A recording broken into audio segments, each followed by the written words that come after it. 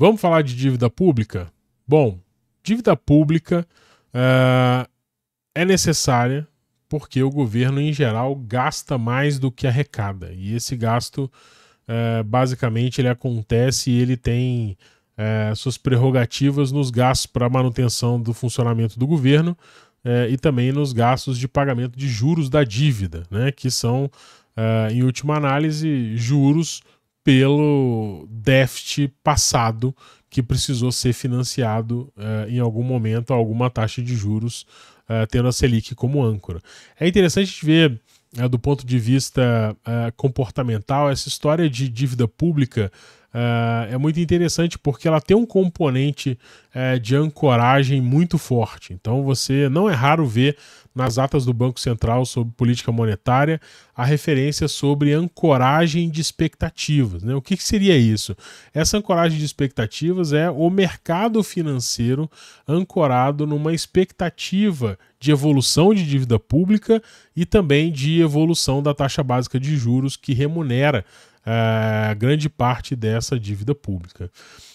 É interessante também porque essa dívida pública hoje brasileira ela é predominantemente financiada no mercado interno, ou seja, os investidores também, pessoas físicas, também percebem essa ancoragem de expectativas, embarcam nessa ancoragem de expectativas que é amplamente divulgada e informada pelo mercado financeiro, porque as empresas que trabalham com informações financeiras, as boutiques de investimento e também os analistas financeiros têm todo o interesse em ancorar os investidores nas suas próprias perspectivas, também já ancoradas com relação à evolução da dívida pública, a evolução da política monetária, em especial a evolução da taxa Selic, né? A manutenção, a elevação ou queda na taxa Selic. Então é um componente de ancoragem muito forte. Aonde está o problema disso? O grande problema é que a ancoragem do mercado financeiro ela atua como uma câmara de eco, ou seja, ela está fortemente contaminada pela percepção dos agentes que tem uma uniformidade, parece, de pensamento em relação às expectativas futuras. E a formação dessas expectativas futuras das casas de análise financeira, das casas de análise de investimento, das boutiques de investimento, a formação dessas expectativas em conjunto cria um cenário onde a gente tem algo muito parecido com o viés de confirmação, ou seja, eles conversam entre si, eles têm mecanismos semelhantes para fazer as estimativas da dívida pública e também da evolução da política monetária do governo. Então esses instrumentos são muito semelhantes, os modelos são muito semelhantes. Se você olhar, por exemplo, para análise técnica, também existe uma uniformidade de interpretação dos movimentos de sobe e desce do mercado financeiro, e isso age como um grande viés de confirmação que acaba se transformando em âncora para o Banco Central, porque acaba que o mercado financeiro ele pensa muito parecido entre os agentes, ou seja, com pouca variância entre as expectativas futuras, e para o investidor pessoa física é a turma que vai na onda e também entende que esses especialistas do mercado financeiro são aqueles que têm as melhores informações ou a melhor condição de prever com assertividade o futuro e também embarcam nessas previsões. Então é um grande movimento de âncora que é alimentado por um pensamento meio único, né? Ou seja, não existe muita divergência no mercado financeiro a respeito das projeções financeiras. Primeiro, porque todo mundo pensa mais ou menos igual e tem o mesmo interesse, e isso é bem óbvio. Segundo, porque nenhum player do mercado quer estar divergente demais dos seus pares, ou seja, está todo mundo ali meio que dentro de uma mesma zona de interesse e de pensamento com estimativas do futuro. É bom lembrar que o futuro é incerto, ninguém tem a resposta certa, mas acaba que todo mundo pensando igual, imaginando um cenário futuro igual, a gente parte para uma situação quase de profecia autorrealizável, porque todo mundo pensa igual, projeta igual, enxerga o futuro igual, acaba ancorando os investidores, pessoas físicas, nessas análises, nessas projeções, e esses investidores, pessoas físicas, se posicionam com base nessas projeções, o que acaba também pressionando o nosso Banco Central, que de independente não tem nada, porque ele é independente do governo, ok? Ele pode ser independente politicamente, pelo menos a cada mandato, né? Mas ele não é independente do mercado financeiro. Então, uma vez que o mercado financeiro ancorou expectativas, cabe ao Banco Central, dentro da sua política de definição de taxa de juros, da sua política monetária, tentar desancorar o mercado ou tentar ancorar o mercado de uma outra forma. Isso é muito difícil, porque o mercado tem interesse em manter a sua âncora em relação àquilo que ele projetou, porque o dinheiro que ele recebe, o sucesso que ele tem das estratégias de investimento depende de uma visão acertada de futuro. Ou seja, então é muito difícil a gente pensar que o sistema hoje financeiro é algo que funciona livremente, porque basicamente todo mundo tem uma pressão e um incentivo muito grande para pensar parecido e para usar as mesmas ferramentas, mesmo sendo ferramentas que sabemos não ter muita base científica, porque partem do pressuposto que o passado explica ou explicará 100% do que vai acontecer no futuro. Isso não é verdade, né? Ou seja, isso é uma verdade muito parcial, porque é impossível prever os eventos de futuro, é impossível prever, como bem diz Nassim Taleb, cisne negros, eventos, vamos dizer assim, não claramente repetidos, ou seja, eventos que aconteceram no passado, mas que não necessariamente vão se repetir no futuro. Então é tudo uma grande ilusão, onde as pessoas combinam a interpretação que elas vão fazer do futuro, e essa interpretação acaba colando, porque primeiro, todo mundo pensa assim, força as outras pessoas a serem pressionadas, entendendo que talvez o mercado financeiro seja realmente quem tem as melhores informações e capacidade melhor de entender o que pode acontecer lá na frente. E o Banco Central acaba ficando refém dessa situação, na medida em que ele não pode promover uma mudança brusca na política monetária, porque isso frustra as projeções do mercado financeiro, gera uma baita crise de confiabilidade, gera uma baita desconfiança e instabilidade dentro das projeções, e isso tem um impacto muito negativo no mercado, com um rebote possível para o Banco Central também, para variáveis que ele precisa tomar conta, como as variáveis, principalmente taxas de juros relacionadas à política monetária. Então a gente fica nessa ciranda, né? O mercado financeiro faz o papel dele, mostra que veio e o que ele pretende no futuro, sinaliza qual a rentabilidade que ele quer no futuro, né? Então podemos chamar as previsões do mercado financeiro não como previsões, né? Mas como expectativas, como ambições, né? Então, quando você olha para a projeção do mercado financeiro em relação à dívida pública, inflação, taxa de juros, enxergue isso não como o mercado financeiro tentando adivinhar o resultado que vai acontecer lá na frente, porque isso é impossível, né? É impossível você ter uma sistemática científica que garanta que você consiga enxergar um resultado de uma variável econômica no futuro. O que existe são modelos que olham para o passado e estimam que, mantendo tudo igual, a gente vai ter um resultado X, ou então mudando algumas premissas, ou poucas premissas do modelo, que eles vão conseguir adivinhar qual que é o resultado futuro. Repito, é muito difícil que isso aconteça, apesar de ser amplamente usado pelos meus colegas economistas, mas toda vez que você olhar uma previsão de uma corretora ou de uma casa de investimento, olhe isso como uma ambição, como um ponto de desejo no futuro, né? Essas variáveis. Há um desejo que essa variável tenha esse comportamento no futuro, porque hoje, no presente, eu estou me posicionando com base nessa expectativa de que essa variável vai se comportar assim no futuro. Qualquer coisa diferente disso gera muita instabilidade, e o Banco Central é pressionado, né, a manter essa estabilidade, né, ou seja, não gerando nenhuma informação que possa causar muita ansiedade e instabilidade no mercado, ou seja, nenhuma informação que seja divergente da âncora que o próprio mercado já entregou ao Banco Central, e que por isso muitas vezes o Banco Central justifica que ainda não há desancoragem das expectativas, ou seja, o mercado financeiro ainda não abandonou as suas expectativas ou não está disposto a reancorar, mudar a âncora das suas expectativas de projeções no futuro.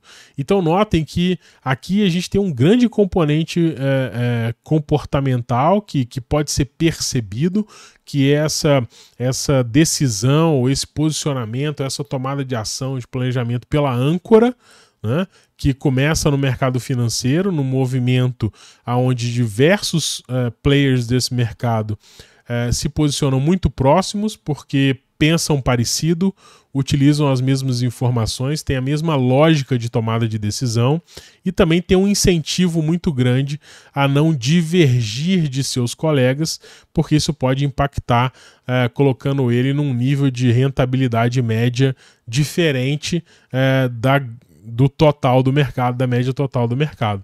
Isso é bom quando você acerta para melhor, mas é muito mais complicado de se explicar, é muito pior quando você se posiciona diferente e o seu cliente perde. Então, o mercado financeiro tem um incentivo de todo mundo estar muito próximo em relação às projeções, porque se você erra, se o Santander erra em 0,2% ou tem um rendimento menor do que o Itaú de 0,2%, ninguém vai querer matar o Santander por causa disso.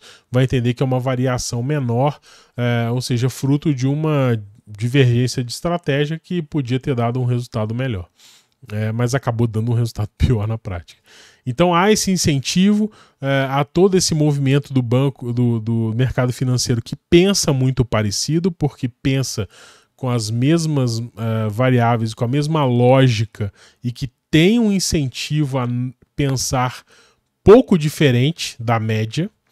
E tem um outro ponto que é quando todo esse mercado que produz informações sobre os investimentos, que desenvolve produtos de investimento e que aconselha investidores a investir de uma forma ou de outra, criar suas estratégias de investimento, esse mercado financeiro, que são as casas de investimento, né, as corretoras e as casas de análise, acabam ancorando os investidores, pessoas físicas, que também passam a se orientar por essas informações. Então vocês percebem que o desejo das empresas de investimento se transforma na âncora das pessoas físicas que buscam por essas informações e acabam se orientando para elas, se posicionando por elas em sua tomada de decisão de carteira de investimento, onde colocar o seu dinheiro, e isso gera uma pressão absurda em cima do Banco Central na hora de definir política monetária,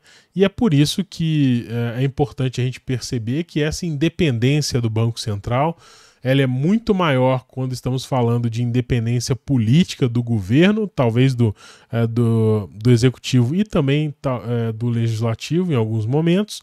No entanto, essa independência, quando olhado pela ótica do mercado financeiro, nós percebemos que talvez o Banco Central não seja tão independente quanto gostaríamos de pensar, ou então, quem sabe, sofra de um lobby que o ingesse completamente em termos de definição da sua política monetária. Ou então que impõe ao Banco Central um movimento de alteração na direção da política monetária muito mais alongado, ou seja, o Banco Central precisa, para mudar o direcionamento da política por exemplo, de alta de juros para baixa de juros, ele precisa de um tempo muito grande para fazer isso, porque ele precisa ir preparando o mercado para ir mudando as suas projeções, os seus desejos futuros, as suas expectativas, e aí só depois que essas expectativas do mercado começam a se acomodar, entendendo que o direcionamento da variável, taxa de juros, é um direcionamento para menor. Só aí nesse momento o Banco Central pode começar a fazer tímidas reduções na taxa básica de juros, né? Então é muito interessante a gente perceber isso, é muito interessante a gente perder um pouco a ingenuidade de que o Banco Central realmente é independente. Isso não existe, nunca vai ser, nunca será, sempre vai existir um time. Em relação ao governo, esse time nos últimos anos tem sido reduzido, porque entende-se que um dos componentes também de estabilidade política é que o Banco Central possa ser independente do governo. Entretanto, o mercado financeiro é quem tem dado as cartas, e é sim essa independência do mercado financeiro que o Banco Central não consegue exercer e que não existe em última análise.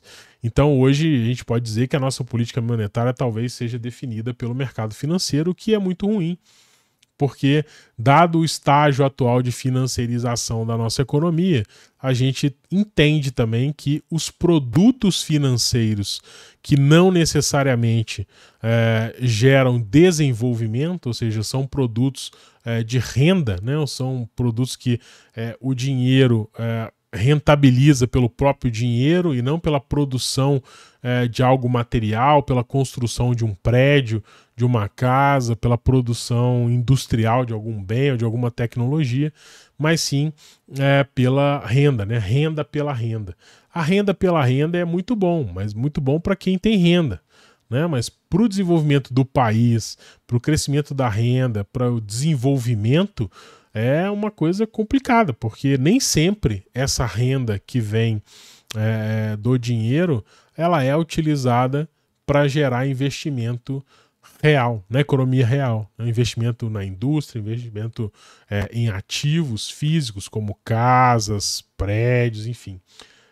Muitas vezes esse dinheiro que vem da renda, né, ou seja, da renda do próprio dinheiro, é reutilizado para gerar mais renda do próprio dinheiro e não mais renda de produção, de serviço, de algo que movimente a economia e não só o mercado financeiro. Então esse é um grande dilema hoje dentro da nossa estrutura, vamos dizer, capitalista de mercado, porque onde há o interesse do governo de reduzir o déficit, né? Porque o mercado financeiro está todo sendo movimentado pela dívida do governo, ou seja, o maior componente de juros que é apropriado nas aplicações vem de títulos do governo, inclusive o maior componente em montante, talvez, porque o título do governo acaba sendo considerado o ativo que estabiliza as carteiras de investimento, porque é um ativo livre de risco.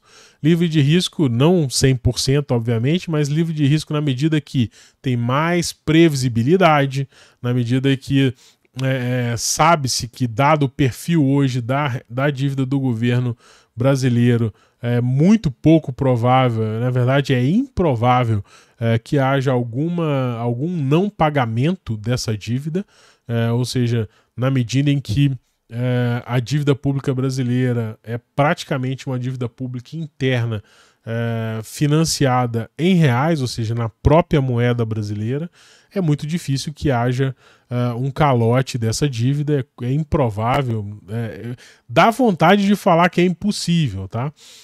Mas se tratando de Brasil, se tratando de economia, nada é impossível, mas é improvável que haja algum risco de não cumprimento desses compromissos que são os títulos da dívida pública brasileira, o Tesouro Direto e, enfim, os outros títulos que são comercializados aí pelo Banco Central. Então, nesse cenário, é muito complicado a gente entender o papel do Banco Central em relação à política monetária, porque realmente é o déficit público que ajuda o superávit do mercado financeiro. Então, qual o interesse que se pode haver do governo em reduzir o seu déficit? Para longe da retórica que o mercado financeiro gosta de ficar alardeando por aí, que é impossível, o déficit primário é indecoroso, o Brasil gasta mal, o Brasil precisa sanear as despesas, Estado mínimo, essa baboseira toda que a gente escuta por aí. Quando a gente olha de perto, a gente percebe que é um discurso vazio, porque o maior interessado em que o governo contraia mais dívida é sempre o próprio mercado financeiro. Porque é ele que se apropria dos juros, é ele que utiliza esses títulos para estabilizar suas carteiras, para colocar o rendimento médio ali, né? Ou seja, para contrabalançar a maior volatilidade, por exemplo, de ações na bolsa, de câmbio, de inflação. Então é muito difícil a gente. É importante a gente. Não é muito difícil entender isso e é importante que a gente não seja ingênuo, né? Todo esse discurso aí de déficit do governo gasta mal, é uma baboseira danada, porque todo mundo está ganhando dinheiro com isso. Né? E se o governo está financiando a sua dívida no mercado interno, é o mercado interno que está recebendo os juros do financiamento. Porque o governo vende o título e paga juros. Então, quando você olha por essa palhaçada de ficar olhando para o déficit primário e dizendo que a despesa do governo só cresce, o governo é muito pesado, isso é uma besteira completa, porque o pagamento de juros é muito mais pesado do que isso tudo. Então, se realmente houvesse uma preocupação com a estabilidade do gasto público, a conta juros seria a prioridade. Acabar com a conta juros. Agora, o que acontece se a gente acabar com a conta juros? O que acontece se o governo não precisar se financiar e, consequentemente, não precisando se financiar, não precisa pagar juros? Né? Ou seja, ele não precisa emitir um título de dívida e pagar juros para se financiar, porque ele gasta exatamente o que ele vai arrecadar de impostos, que é o que muita gente gosta de ficar alardeando por aí, que o governo tem que gastar menos do que arrecada. É uma besteira completa. Se o governo gastar menos que arrecada, o mercado financeiro perde essa renda de juros que vem do governo, perde o ativo que equaliza as carteiras, o retorno médio das carteiras, por ser um ativo mais previsível, por ser um ativo considerado livre de risco, né? Ou seja, improvável de não ser quitado. Então, falar de superávit primário é uma brincadeira de criança. Assim, é uma retórica que não leva a gente a nada. Vamos entender que... E olhem bem, eu não estou aqui enaltecendo o déficit público, não. É ruim que o governo pague esse montante de juros, porque esse montante de juros ele remunera a financiarização, que não tem nada a ver com melhoria das condições de vida da população, com o desenvolvimento econômico do país, tem a ver com o desenvolvimento econômico de quem tem dinheiro aplicado apenas. Não necessariamente isso vai ser revertido em nada prático e nada útil para a sociedade, a não ser para aquela pessoa única que tem esse dinheiro guardado e que ganhou e que se apropriou esses juros. Então, vamos parar de discutir essa história de ficar obcecado com o superávit primário, com essa ideia de que o governo precisa gastar menos do que arrecada, sabe? Porque isso não ajuda ninguém. Eu acho que o que a gente tem que pensar é que cada um no seu papel.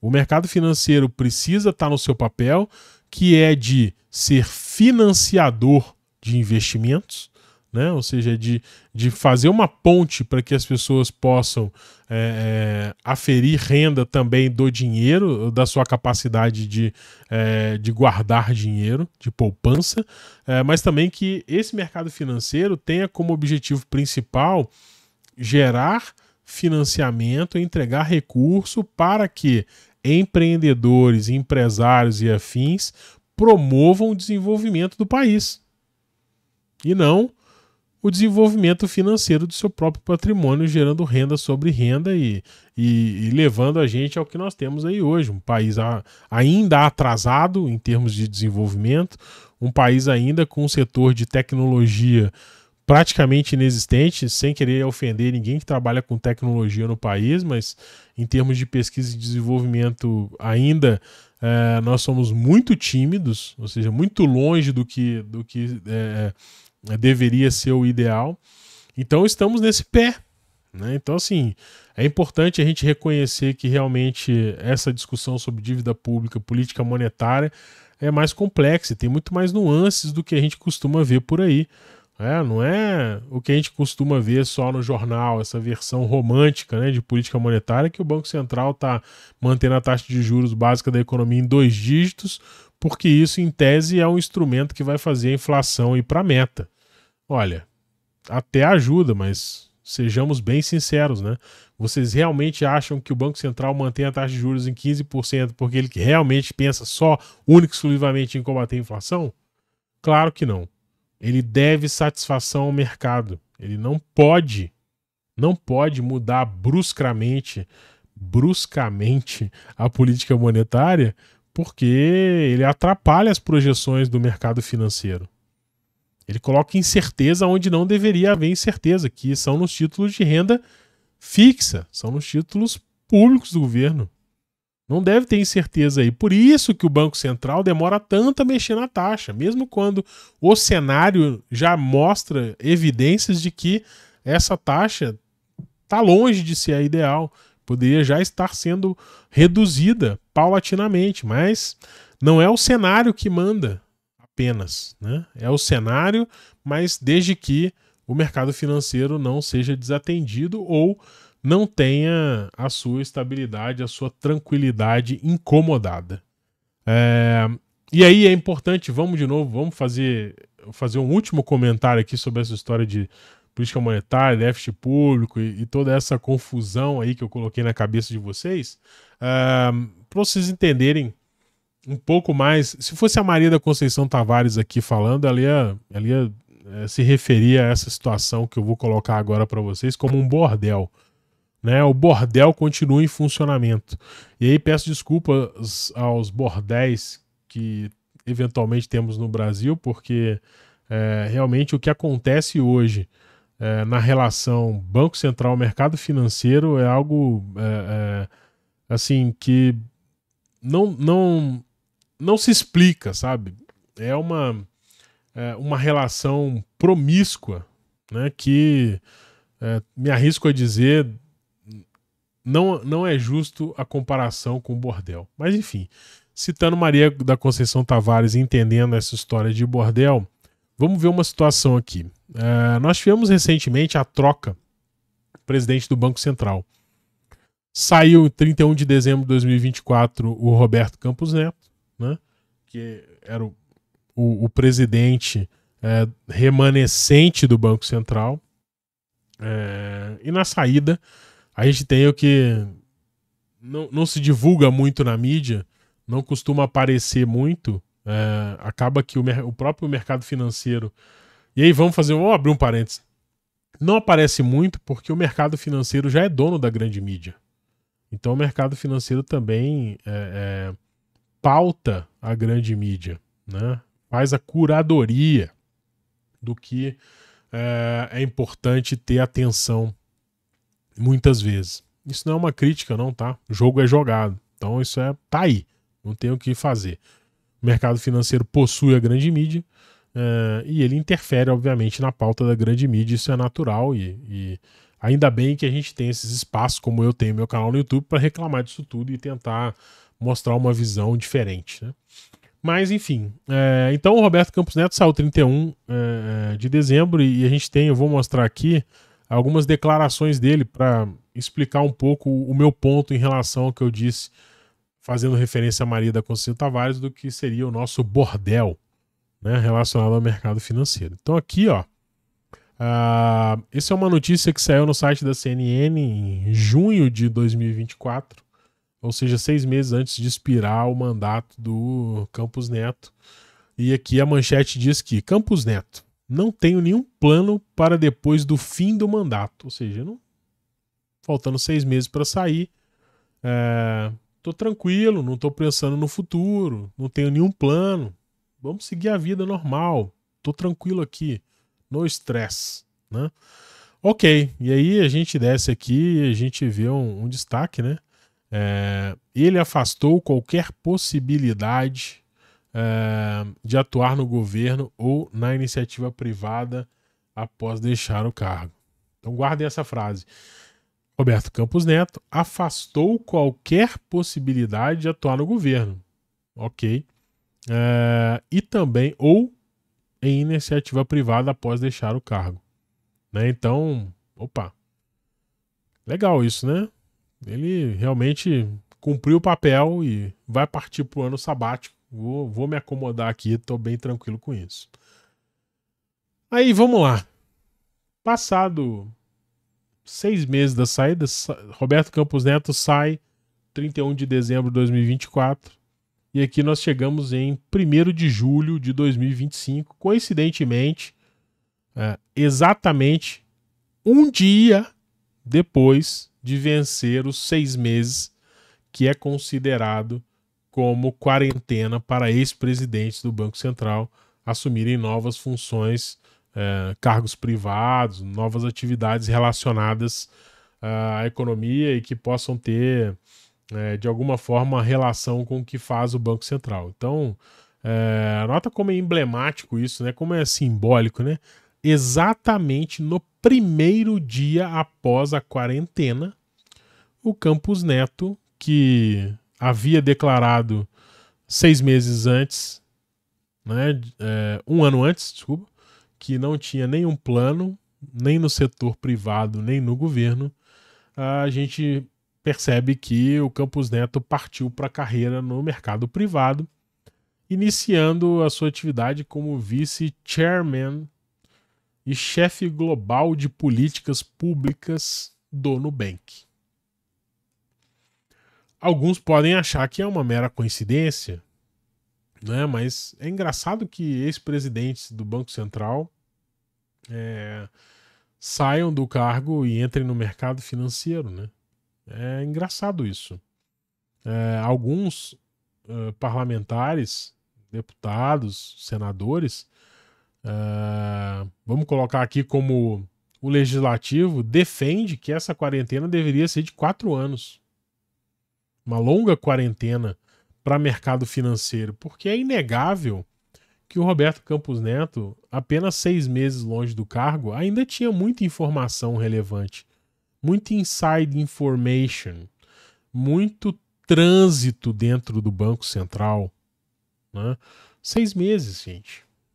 E aí, ele assumiu. Campos Neto começa como vice-chairman e chefe global de polícia, noticiado aqui, ó, de forma muito tímida, lá no Infomoney, sem muito destaque, sem muita repercussão na mídia, né?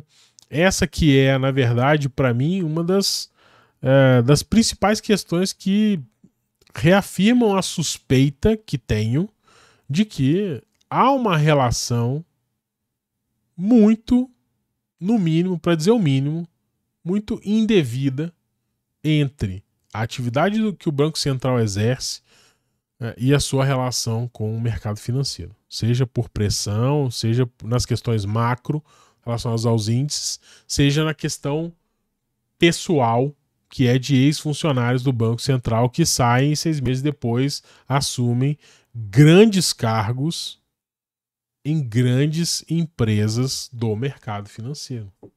Então não é à toa isso. Tem alguma coisa aqui. Será que é coincidência? Né?